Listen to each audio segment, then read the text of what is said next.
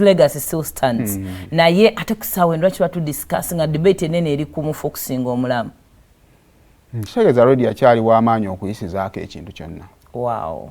Akyali w'amaanyi.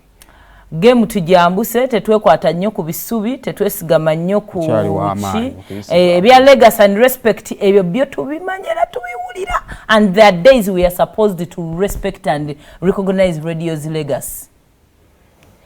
Kale ebyo nno tugekyonooza tugenda kukireka tweyonge pozi tulina kyawo. Okay, mwaka mulamba kuva Jjajja Ichuli afa. Oh wow. Kaakati Ichuli baakabamukuba nkya. Because we're supposed to. Guwera. Encha was supposed to. They were shooting a gundi a tribute here. That was after his birthday. When was his birthday? But it's a jukirako after Labor Day. No, it was his birthday was a week ago. Because jukira Wali Roast and Rhymes and then when never celebrating. Okay. After Labor Day. After Labor Day. Why after Labor Day ministry ya yakamara okola remarks ku celebration z'abakozi. There is a statement he made. Kakati awo after minister nga yakamara okwogera yali ayogera ku by'abakozi yali ayogera ku kusasula mbi y'abakozi something of a sort. Ate omukozi we n'amukuba. Ng'ebigambo byayogedde byange ebikontana ate n'ekikola omukozi kyakoze eki kyamukoze. Kati Ichuli n'avaayo n'ayogera. There's a white over on Akurumo. I'm not trying to connect, but ingeza kulaga kujukira that time frame.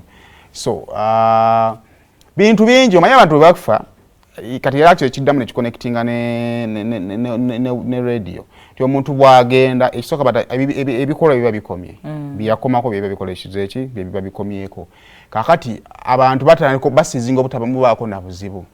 Kyovolo okyasonga nti kati omuntu wakose eddoboozi lya radio omuntu akyasobola oddikozesa. Kati naye ekibu kyanga afa amaloboozi gasigadde gakyakomangawo. Era buli ayagala abaana baga bamuziika n'essimu. Buli ayagala okukkakkanya abakubaganya ebirowoozo. Ayagala aleeta aleeta. Minisita bamukubanga 2 Ismail bamukubanga 5. Kati minisita bamukuba leero. Ichuni bamukubanga 5. That is a time frame, yes. Kati kiteeza guli wakuwa Friday. Yeah, Friday. So, naye mu byonna according to the research gen baddeko ne interaction zenfunyeko ez'abantu abenjawo ne byendabyeko. Ekisooka Ichuli yali waddala mu bantu abatambuddeko abalabyeko nga bamanyi. Kyova Ichuli yali w'amaanyi nnyo mu Bulaaya. Kisooka kuba nti yali ava Sweden. Ne olwebyo byali ayogera nga birelatinga nabo. So yali w'amaanyi abantu baali bamukkiririzaamu era n'abantu be yakolako nabo ddala be yakolera ddala nabo obulamu bwabwe bwakyukira ddala. Kati ye muntu eyalinga omuntu amwagala asobola okwagala amwetoolodde. So naye mwaka mulamba bintu bingi bibe evolving, life has moved, lessons zibaddewo nnyingi nnyo. Ezibaddewo nnyingi naye babloga bakozeeyo omupiira. Okusobola okubeera nga ate bamujjukira. Naye nga mu byonna nze I think the biggest lesson is okumanya w'otandikira ne w'okoma. It is very important. Kubanga blogging eno obuzibu bwayo UCC egimonitoringa ne si direct. Nga bwe kiri ku TV saa zino wemba ndi wano bwe njogera ekiyiseemu basobola okukubira mukama wange. Ne bagamba oyo awakyayogera bw'ati oba they follow up. Kati ekizibu kya social media UCC by the regulating social media era basobola okushatinga channel yonna naye teri direct. Oba okitegeera kati nekirowoozesa abantu abamu nti balina ebbeetu okwogera byonna bye baagala. Ekyokubiri buli w'obeeranga ku kyalo olina okumanya obulombolombo oba okukyalo okwo n'omanya nti okay munnange nno wano bayitawo wano wadde wano tewali ssenyiga ate munnange tewayitwa. Kati ze lessons ennene nnyo zinasinga okumanya ku Ichuli nti osobola okuba nga oli analyst mulungi naye olina okumanya do's and don'ts.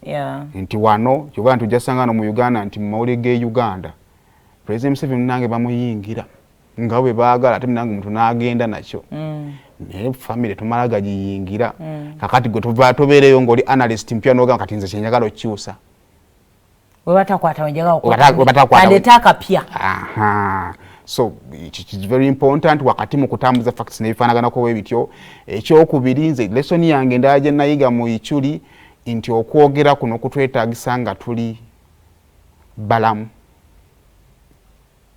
mfuta yogera nga toliiko kikuliko okwogera kuno teweetaaga kugamba nti mala kunywa kyayi nze we sikkuta soogera eno lesson nze nagiraba y'amaanyi nnyo ojje nga osobola okudefendinga ebigambo byo so olunaku olwali waliyo omupiira guliyo nkya ba bloggers bagambye bagenda kukola akapiira okusobola nga bajjukira legacy ya Ichuli sajja kaasirika kaasirika naye kale oba mbusigala butambula busigala butambula tusigala tweyongerayo abalamu ne tupikinga lessons naffe ne tulinda obaffe